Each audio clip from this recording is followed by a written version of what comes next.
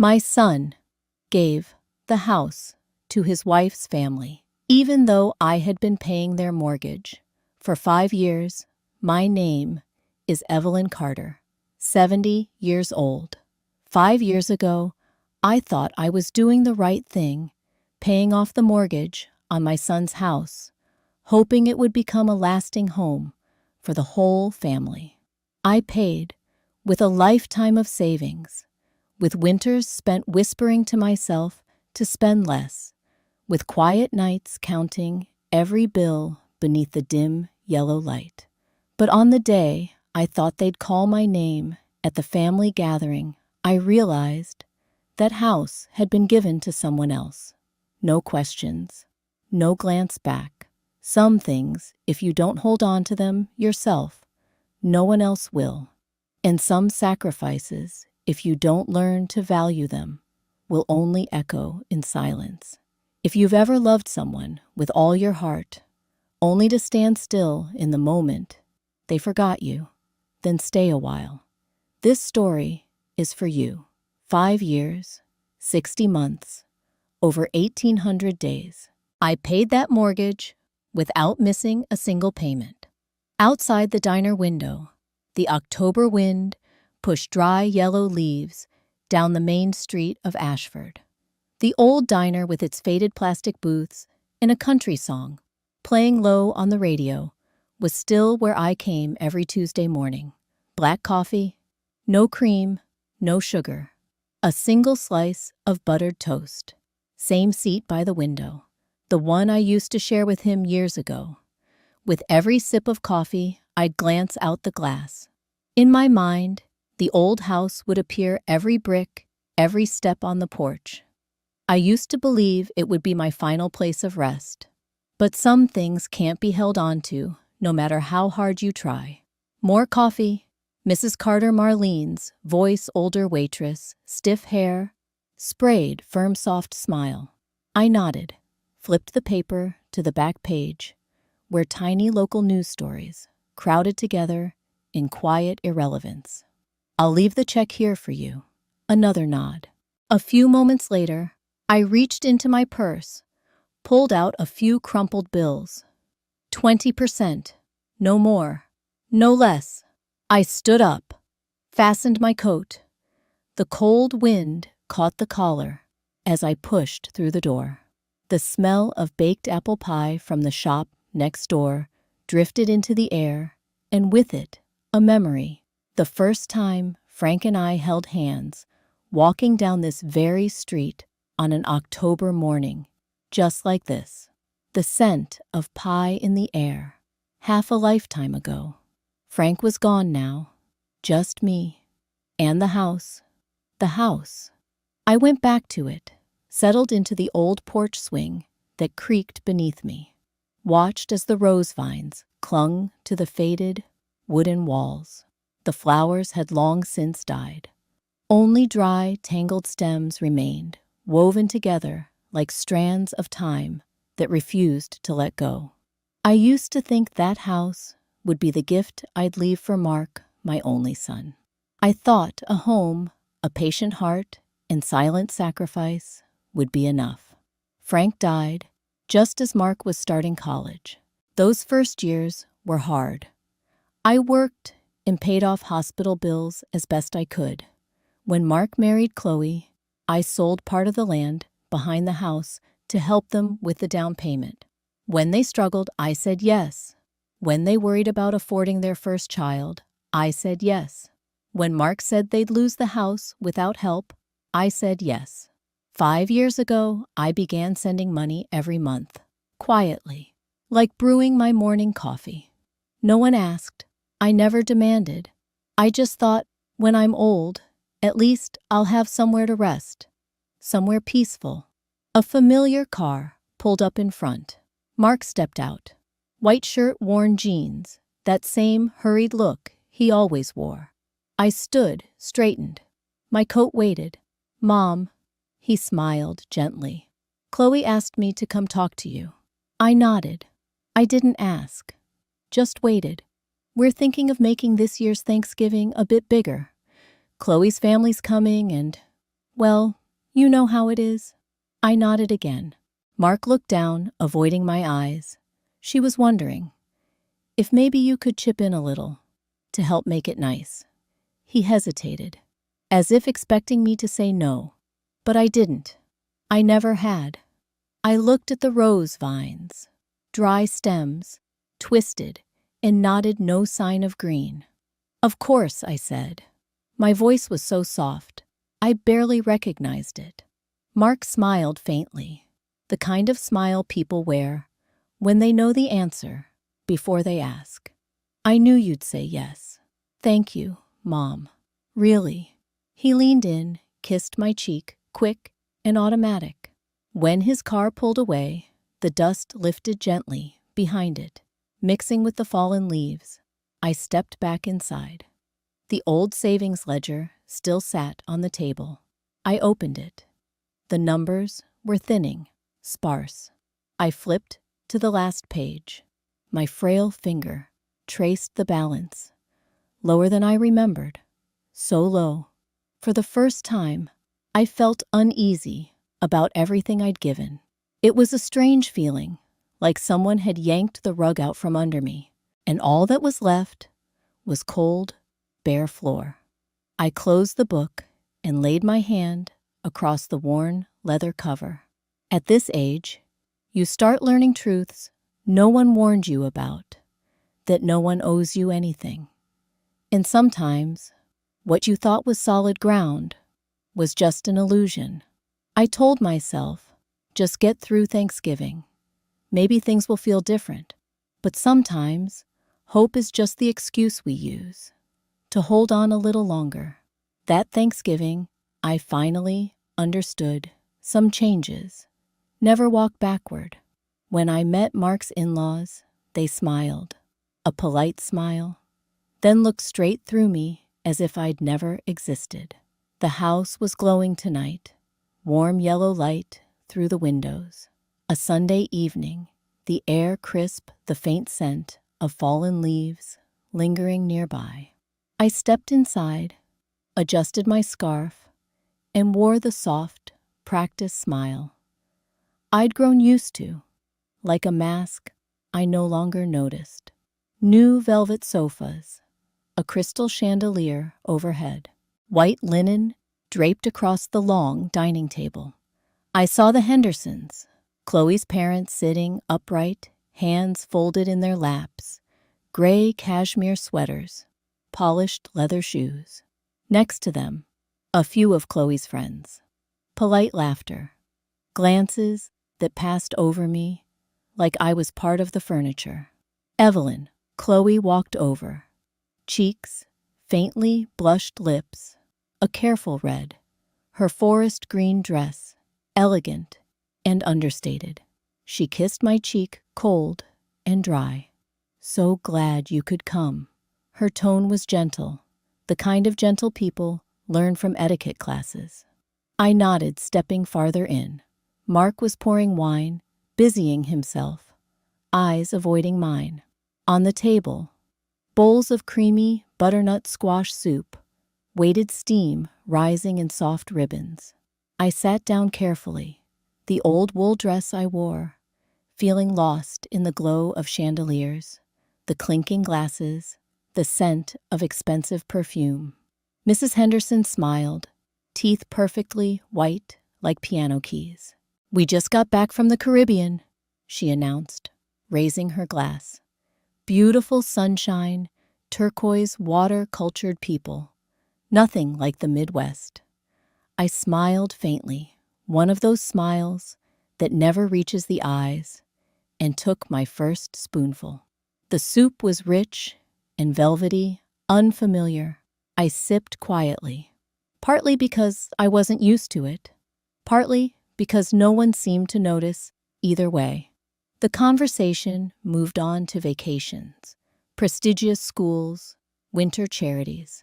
The Hendersons spoke of their plans to support underprivileged children this season, their eyes glancing over to me as they mentioned those poorer areas in the Midwest. Polite words, but the tilt in her voice felt like a tiny, invisible needle. Chloe laughed and leaned toward me. If it weren't for Mom Evelyn helping with the mortgage those first few years, we wouldn't have managed a house like this.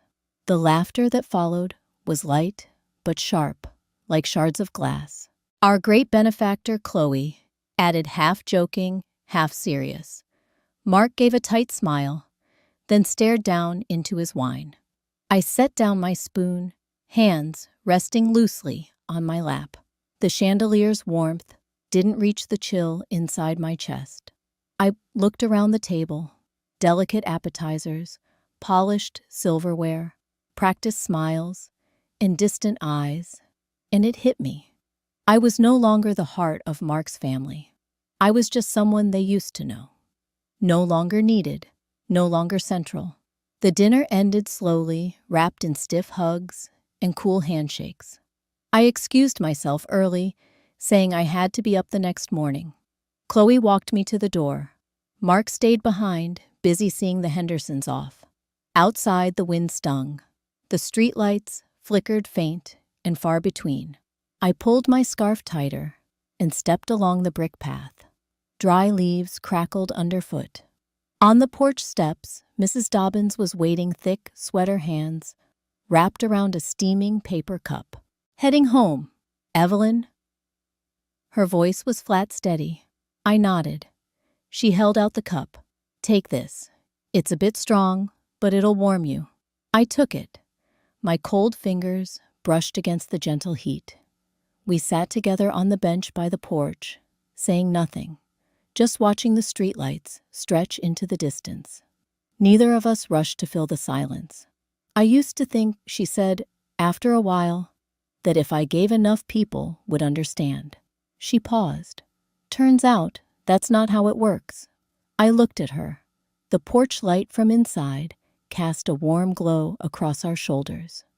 Mrs. Dobbins stared straight ahead, her eyes cloudy but strangely bright. "Kids have their own ways," she said. "It's not their fault. Not ours either. It's just, we've got to learn when to hold on and when to let go." I gripped the cup tighter. The warmth seeped through my paper-thin skin, like something I couldn't quite name. For a moment, I remembered my mother and her old saying, "When no one remembers to cherish you, cherish yourself." They asked me to come early to help in the kitchen. But when I arrived, there was no place left for me. Thanksgiving morning. Ashford lay under a soft veil of fog. Along the streets, homes hung pale, golden lights on their porches. At the post office, the flag drifted slowly down the pole, tugged gently by the wind. I drove past it all, wheels pressing into damp layers of fallen leaves, the radio playing old ballads I didn't bother to turn off. Memories stirred those old Thanksgivings. The little house back when Frank was still alive. A kitchen warm with the scent of roast turkey and pumpkin pie. Children's laughter echoing through the rooms. Plates full, chairs squeezed around a wooden table with an extra plank added just to fit us all in. And now, all of it lived only in memory, faint like the breath that fogged the window glass in the early morning chill. Mark's house glowed bright from the driveway. I stepped up to the porch, tugged my scarf close, my arm trembling slightly beneath the thick coat. Chloe opened the door, hair curled neatly, a crisp, white lace apron over a deep red velvet dress. "Oh, you're here. Come in quick.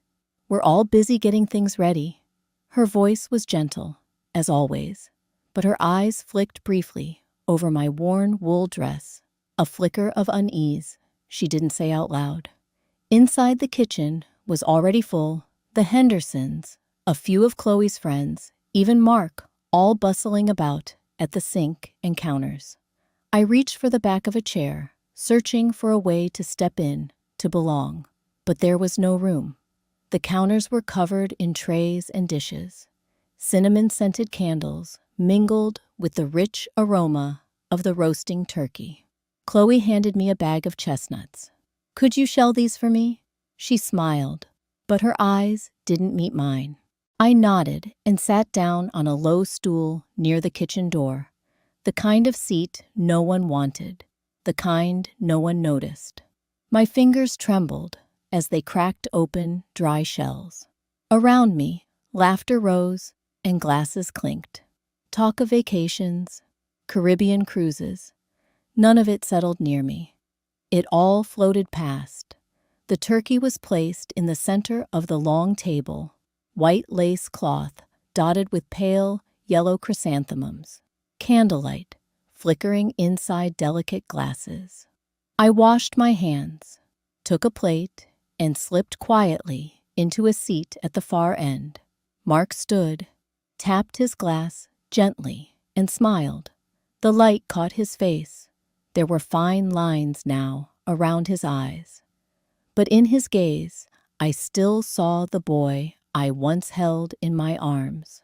"I just want to thank everyone for coming today," he began. "And, while we're all together," he paused, looked over at Chloe. She nodded her smile, holding something I couldn't quite read. "We wanted to share some good news. As we begin a new chapter in our little family, we've transferred the ownership of this home to Chloe and her parents." A quiet moment followed. Then applause broke the silence, scattered cheerful congratulatory. I sat there, wine glass in hand, my lips pulled into a smile, strained uneven. The turkey still smelled delicious. The candles still flickered. The glasses clinked in celebration. But I heard none of it. Just a cold, hollow silence wrapping around me, like the morning fog outside. This house, the house I thought would be Mark's, the house I'd quietly paid for month after month, every brick, every inch of that garden tied to memories I'd watered with sacrifice, all of it given away. No conversation, no warning. Chloe laughed lightly, pouring more wine into my glass. "Now, you can finally rest, Mom Evelyn." Laughter again. I laughed too, but as I lifted the glass, my hand trembled. The wine shimmered gold beneath the candlelight. I drank it down. The burn hit the back of my throat, sharp and warm, but it couldn't thaw the cold in my chest. In the corner of the room, the light angled just so, catching my sunken cheek, my thin, brittle fingers curled around the empty glass. I set it down, gently, decisively, my last glass of wine in this house, and with it, I set down everything else I had left. They say the first one to walk away from the familiar is the one who lost. I don't believe that. It was the first morning of December, cold enough to numb the skin. The house was silent, except for the wheezing hum of the old heater. I woke earlier than usual, brewed a strong pot of coffee, and stood by the kitchen window, staring out at a sky pressed low with heavy gray clouds. On the porch, the season's first snowflakes drifted slowly past the glass, small and weightless. I wondered how many winters I'd stood here, waiting for something that was never going to come. Pulling my sweater tighter, I picked up the empty cardboard box and began to pack. Not much. A few faded photographs, some old books, the blue and white porcelain tea set Frank gave me for our anniversary. I wrapped everything carefully in soft towels and placed them inside. The wedding photo on the mantel. I removed it from its frame, folded it gently, and tucked it into my coat pocket. Every object that passed through my hands was a piece of memory. But this time, I didn't let myself get lost in it. My mother used to say, "No one's coming to save you but yourself." When I closed the last box, I exhaled long and quiet. The sound stretched out in the empty kitchen, echoing like a spoon dropped in the dark. That's when I heard the car pull up outside. Through the fogged window, I saw Mark, gray coat hands in his pockets, hesitating. I opened the door. He climbed the steps, eyes lowered. "Mom, you're really leaving?" I nodded, tightening my scarf. He stepped closer. The scent of cheap cologne and cold air mixed in the space between us. "You don't have to do this. We still have room." His voice trailed off, as if he didn't quite believe the words himself. I looked him in the eyes, the same eyes that once welled up when he took his first steps, that once gleamed with pride the day he graduated. Now, they just looked unsure, distant. I breathed in, deep, felt the cold settle into my bones, and replied, steady, quiet, "I've given enough, Mark. This house and all the hope I poured into it, it's time I let it go." Mark pressed his lips together, but said nothing more. I turned, closed the door behind me, and didn't look back to watch him fade from the porch. I locked the door. The metal key chilled my fingers. For the first time, I didn't pause to look at the rose vines on the railing. Didn't glance back at the house from the steps. I simply walked. Ashford's streets were hushed beneath the snow. White blanketed the rooftops. Bare oak trees cast long, thin shadows across the frozen ground. My car started slowly, tires crunching over ice. I stopped by the bank on the corner. The glass windows fogged the old wooden sign hanging low.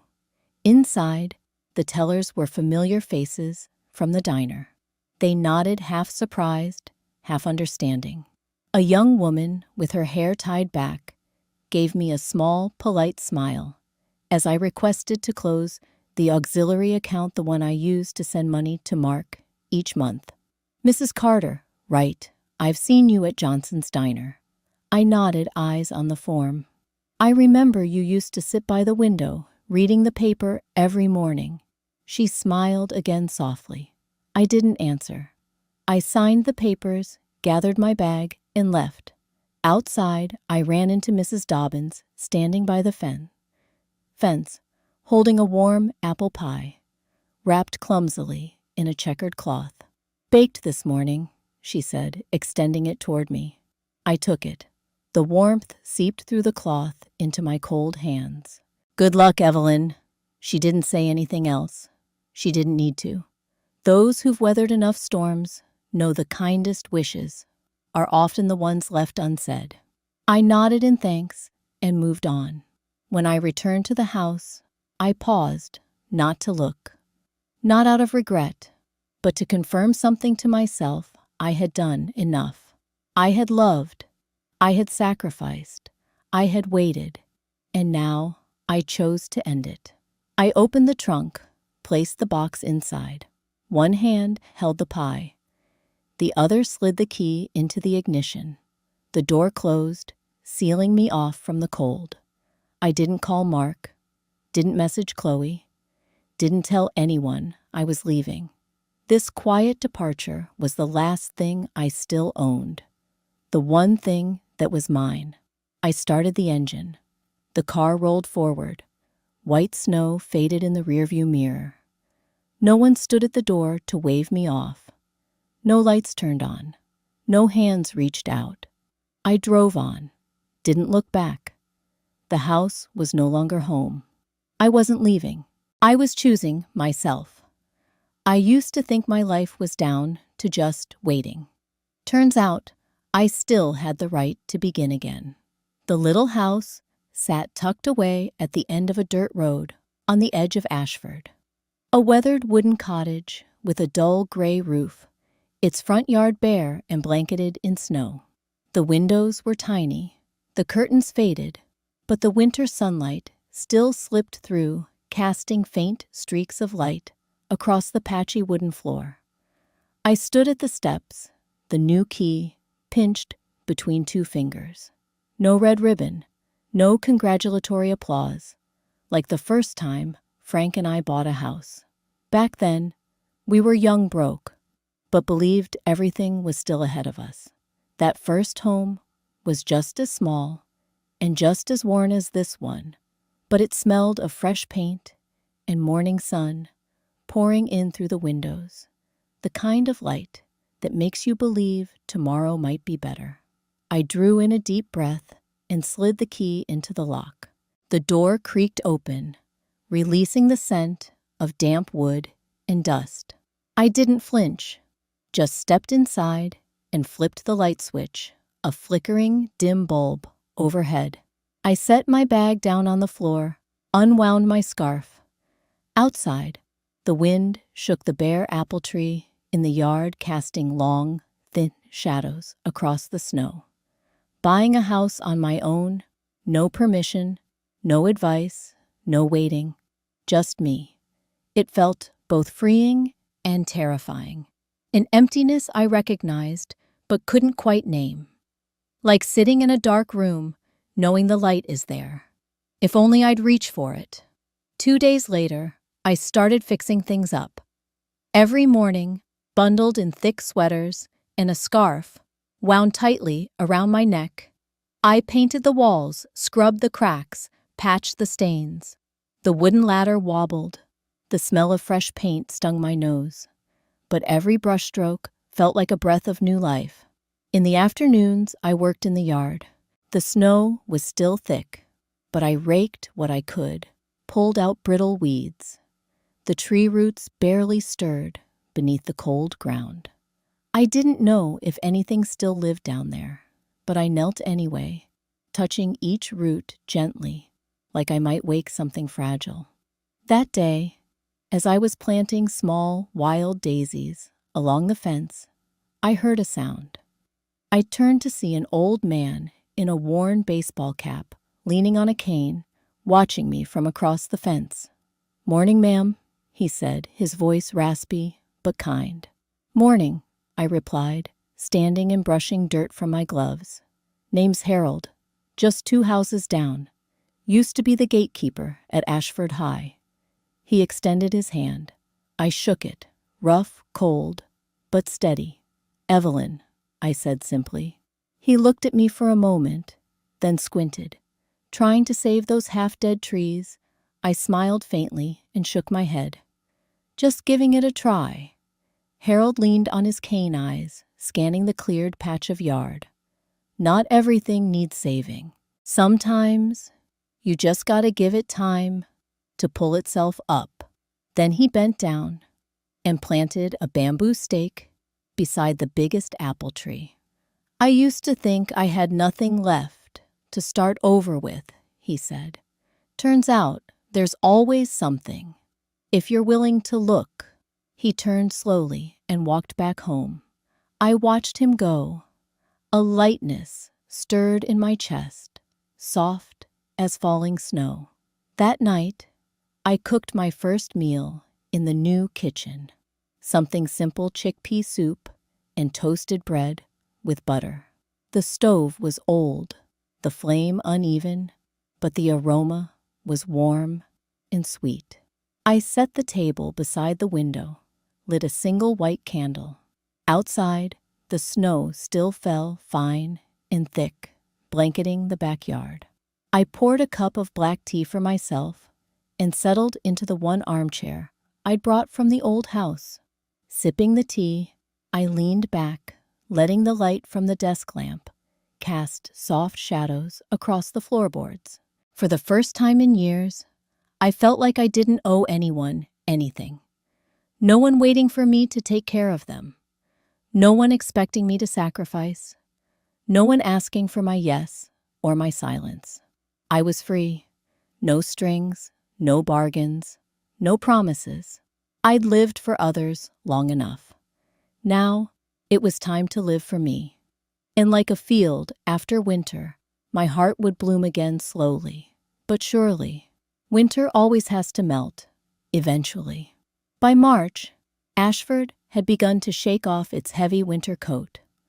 The roads were slick with meltwater, and dull gray lawns started to hint at patches of tender green. This morning, I stood on the porch with a steaming cup of tea, watching the last drops of ice slip from the apple tree and fall onto the weathered wooden steps. The air smelled of damp earth, raw and honest, with a trace of lingering chill. But somewhere in that breeze, I could smell spring, faint, fleeting, but real.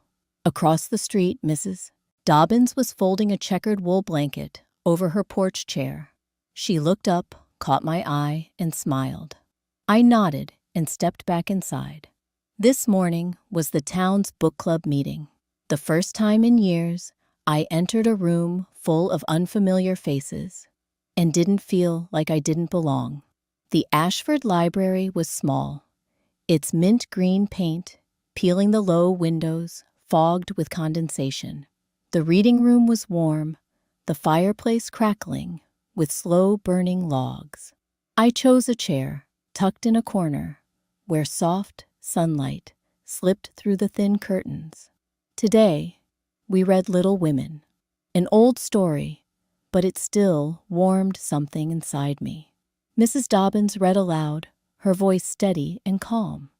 She reached the part where Beth sets the table, her hands trembling with fever, but her eyes quietly full of joy. There are satisfactions that don't need to shout. The meeting ended. I lingered to return the book, listening to the quiet murmur of conversations around me. Snippets of stories, gentle shoulder taps, casual handshakes, things that used to feel distant, now felt almost familiar. On the steps outside the library, I heard a whisper behind me. They say the Carter house is about to be foreclosed. Mark and Chloe both lost their jobs, took out loans for cars and investments. Not much of a house left. I didn't turn around, just pulled my scarf tighter and kept walking. Ashford held its annual Spring Flower Festival. As always, stalls lined the town square, daffodils, tulips, and wild daisies, blooming in chaotic harmony. I received an invitation from Mark. A thin card, his signature rushed the message, polite, with a hint of apology. An invitation to a reconciliation dinner. I folded it in half, didn't tear it, just left it on the table beside the cold teapot. Late afternoon, Mrs. Dobbins knocked on my door. I have 2 tickets to the festival. Want to come? I nodded, grabbed my coat, and stepped out. We walked along the stone path, beneath trees, just beginning to bud. Ashford folks bustled around the stalls, voices light with laughter. The scent of cinnamon pastries and buttered popcorn drifted through the air. I wasn't looking for anyone, wasn't worried about who I might run into. By twilight, we walked back home. Cutting through the alley, I paused in front of my apple yard. The snow had melted in patches, revealing dark, damp earth, and in that cold soil, a few tiny green shoots had begun to emerge, tentative tender. I crouched down, brushing a fingertip against one. Its leaf was paper thin, but its stem clung fiercely to the rough bark of the old tree. I smiled, a real smile. Not forced, not sad. I had survived the winter. Not just the one outside, but the one inside me. The long, quiet winter that felt like it would never end. And now, looking at those fragile buds, pushing through hardened ground, I knew I had done the same. I didn't need anyone to give me spring. I had planted it myself. Beneath the March sky, where tiny blossoms pushed through the cold ground, I realized something. You don't need anyone to grant you spring. You can sow it yourself. And that is enough. I used to think love meant unconditional sacrifice, quiet endurance. But I've come to understand, if you don't learn to cherish yourself, there will come a time when even those closest to you may turn away, like an old blanket that kept everyone warm through countless winters. When the sun returns, people forget how much they once depended on it. I place a hand over my chest, where the steady rhythm still beats slow but strong, like the old apple tree that somehow made it through the harshest winter of its life. No one needs to give me anything. No one needs to remember. It's enough that I'm still here, steady, quiet, resilient. So if this story reaches you, take a moment, pause, and ask yourself, have you cared for your own heart enough before trying to warm the whole world?